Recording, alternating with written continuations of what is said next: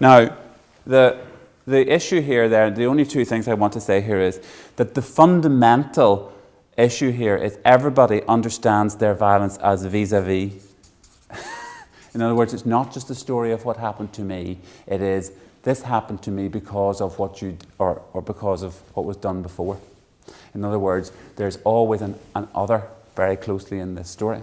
And the danger of storytelling, which is storytelling from a single perspective, and doesn't bring the relationship of these stories together, is that it simply reinforces the notion that the story can be told simply from here as if that is the story, or simply from here as if that is the story, or simply from here. And the danger of individualistic storytelling is not that the stories aren't important, because they are. It is that unless they are also told vis-a-vis, they don't unpick the relationship. They actually reinforce the relationship. So the stories about if this is right at all, then, and if our stories of trauma are interrelated with each other, in other words, perpetrator-victim moves depending on who is telling the story here, then not telling it in the context of that relationship, or telling the story about what happened to us in the context of that relationship, never discovers the context of the relationship, and the telling it just reinforces our sense of being on one side of the story rather than the other. So what you hear is so-called perpetrators, and I don't even mean so-called perpetrators because there is a sense in which they are perpetrators, so it's not, I'm not coming down on that question. So that's not what I want to discuss. I just simply want to say the people who are there as perpetrators are also saying, but you don't understand we did that vis-a-vis. We did that because either somebody in our own community told us to do it, or because we had no choice in the circumstances we were in, and you don't understand at all what you're talking about. And furthermore, if it's even with the Protestant community, where some in the Protestant community say you should have left that to the state and not done it here, they say, although you say you didn't give us messages, you actually did. You actually did. Loads of them. And the people here say, and I did what I did, not because I'm a bad person, but because it was defending my community.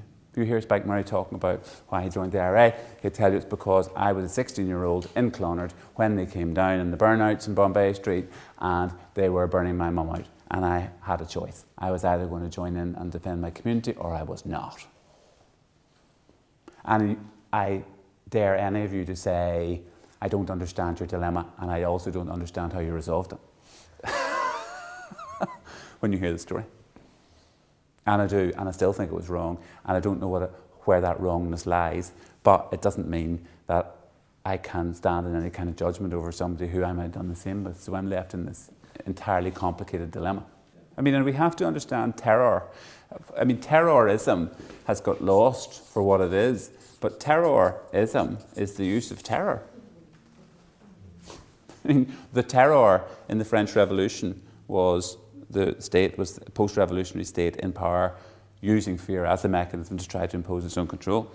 Stalin's terror was a state-driven thing. The terror is also the terror, though, of random violence coming at you, you know not from where, and therefore you have to protect against it all the time. I mean, the problem of what we now call terrorism as in non-state actors using violence to create political ends. The really big problem with that is the terror, not the act, is because of the terror I have to defend myself all the time. I don't know who's getting on this bus. It is that generalized, unmeasurable, terrible fear. Okay, now, I really just want to talk in two ways, because we do have to talk about how we talk about the going forward, and I need to finish before 12, so here we go. The things that I've always drawn out of that diagram there are, I suppose, what do you see was what I was asking. So depending on where you are in this, you will see different things. What is the authority? Well, that is very difficult because authority has always been compromised here, and therefore trying to find somebody who will investigate these killings if it comes from the state is very, very dubious. If it doesn't come from the state is also very, very dubious. Do you understand? So who is the judge? And then the question of truth. what is truth in the middle of all of this? And the only possibility we have about truth here is that we find what was the relationship within which our killing happened. In other words, it is something about both of the parts of the story. It's about what happened to me and why we did it. Not just why we did it, but what was coming at us. And that we have to understand that we were both reactive and participative. Anyway, I'll come to that again because I need to say something more.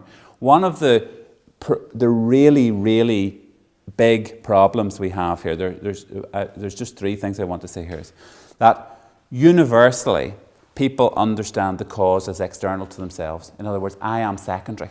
The perpetrator, the person pulling the trigger, nearly always calls on something else as the reason for why it happened. In other words, and so there's an agreement which is that the cause is them. Which means that my responsibility is secondary.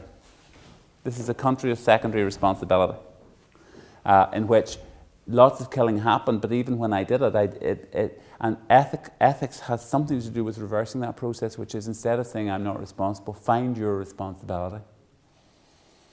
And a process which is serious about the past in this community is going to be a responsibility-finding process. What are we responsible for in this community? Instead of what is the truth? If we got a process of people looking at what are we responsible for in this community, that would at least open up a different conversation, because it would allow other people to say, no, we think you're responsible for this. And it would actually allow us to surface something, which is that we're actually throwing blame at each other before we even throw blame at each other. That we are, we start from the position which is that we understand some violence, and we don't, even if we don't legitimate it, we understand it because we share in this kind of sense of where the threat came from, and that we are not coming at this with each other. We're all the time trying to defend this point, and I would say in large portions of our conversations about the past, what is absolutely crucial and what all the political leaders of this community do all the time is defend this story, which is ultimately we're not responsible. While we did things, you are responsible. Yep. If this gets you off track, but what happens to the complication that some of the anger is not at the other community that you might have had actually nothing to do with, but you're on for keeping you in line? Yep. Well, that I will come back to that, your own, and ask that question again, because it is actually important, because once this occurs, both of these communities, if it becomes the dominant narrative, as it did here, certainly from the 60s onwards, which is that the big thing you have to defend against is this them out here, and that becomes the sole political narrative of your community for 20, 30 years, then what it creates is essentially quasi, you might call them para-military communities, in which the discipline, the internal discipline of the community and or the manipulation of the power that you get from that position of defending the community also becomes an internal story, because you know the people who rise to power are now the people who are important to defend your community. So in day-to-day life, it may be that the UVF is a much bigger problem to you than the IRA. Yeah. Much bigger problem, because they're on your case and you can't do anything about it, and they're the enemy close by. That may be your story in your house. And it's certainly true, for example, for what are known as hoods, is my problem with the IRA, you know, and the young kids who get kneecapped, because the IRA then take on the role as quasi-military or policing function, and for those people in that part of the community, although they are not loyalists, their immediate problem is internal. So these create lives of their own, because these actually do become separate communities, particularly where the violence is strong. In other words, they're having their discussion and their daily life is internal. And the reason why you tolerate paramilitaries internally is because you require them externally. That's their claim. They are your defenders. They're the music to your ears. There are moments in which they're music to your ears. There are other moments when they're nasty bastards who've just taken power and don't let anybody else have a word in. and when they put up a flag, you can't get it down because they're going to put your windows in. You know, that kind of thing. But that's the way, that's what happens. So, but that's maybe just a slight aside. The issue here is that the cause is external. Now the next bit, which is each of these little arrows on my little diagram are what might be called stories, histories, traumas. These are things which mark your memory from which it is hard to recover. Traumas. In other words, they stop us in our tracks. We become obsessed with them. Instead of the other parts of our history, which are always going on as well, the shopping, the unemployment, going out, actually even having friends across the community, these traumas pull us back. The point about trauma is it is something you want rid of which you can't get rid of. So it's double. You're tied to it even when you don't wish to be. But they're also stories which are told inside these communities differently. And they have huge ripple effects. Because the reason why people ended up as victims is to do with something which I share. In other words, their community identity, their being part of this side. Any Catholic will do.